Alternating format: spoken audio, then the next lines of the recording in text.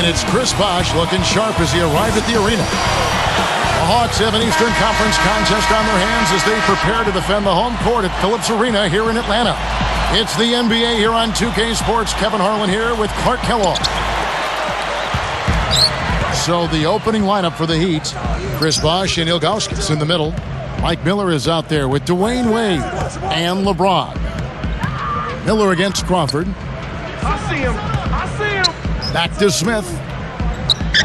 Just 5 on the clock. The jump hook, good. You know, that's a good job of getting the ball down low like that. I mean, those are hard to stop from that range.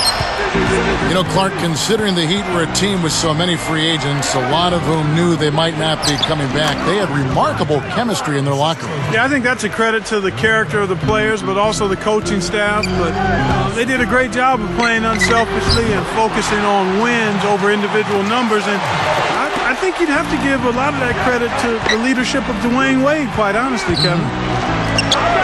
Let's catch up with Doris from the sideline. Yes, Kevin, I briefly spoke with Larry Drew. He told me the key to this matchup is going to be their ability to control the paint at their own end. Against a team like this, he said you have to make them work for those points on the inside, guys. All right, Doris, thanks. And Clark, to expand on what you just said, a lot of the free agents were established veterans. Teams know what they can do individually, so the best thing they can do career-wise is just win. Yeah, I agree with you there. That's a great point, Kevin. But also it speaks to the organizational leadership from the front office, and then you go into the locker room with Dwayne Wade, and the organization itself feels stable. I think the players can settle in and focus on the things that are going to give you the best chance to win. And the Heat making a change here. Carlos Arroyo. He's checked in for Mario Chalmers.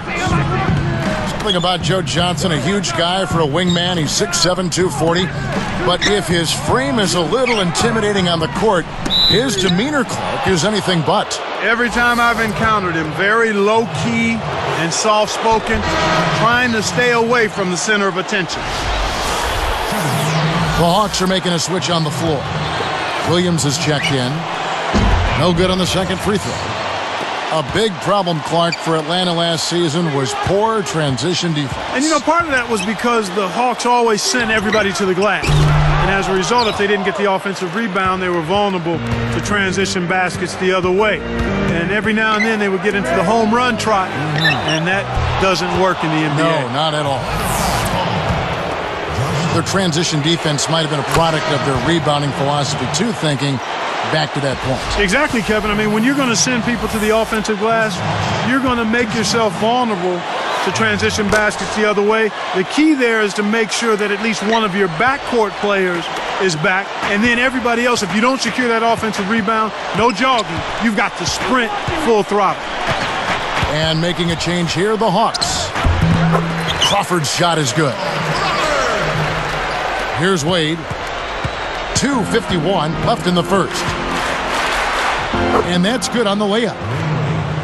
Wade's got his first points in this one. He's just so gifted offensively. He's a tough guy to match up with. Wade against Crawford.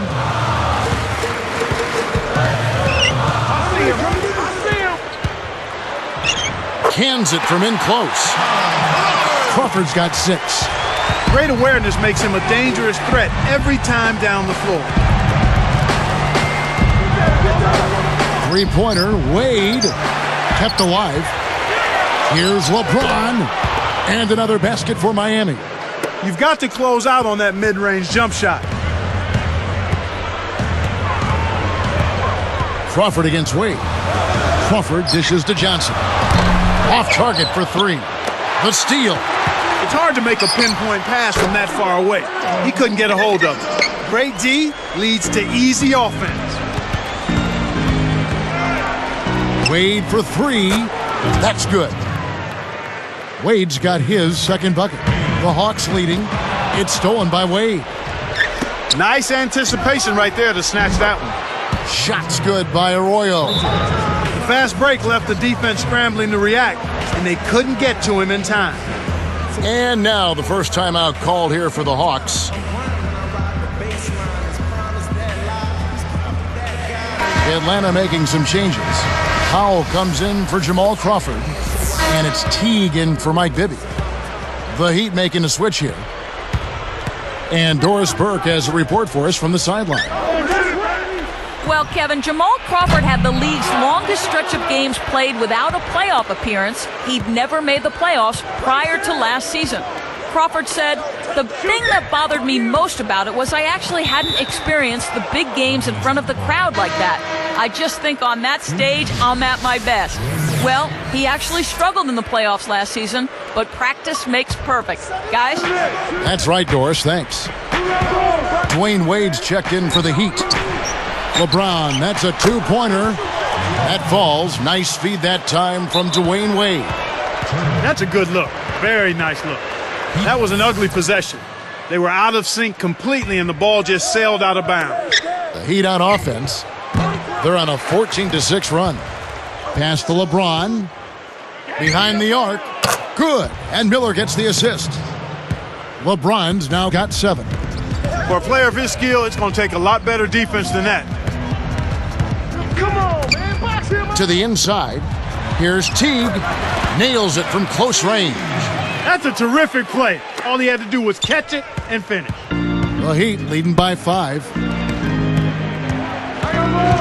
Wade passes to James. Tosses it up. The shot is off. So the Hawks will take it the other way.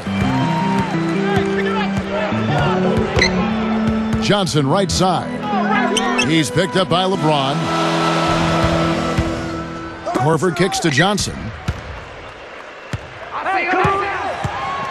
Down to 5 on the shot clock. He hasn't been able to get on track here. And here we go with Dwayne Wade. 5 points in the game. Let's go with a 3. LeBron with another miss. And some great offensive action to get this one underway in the first.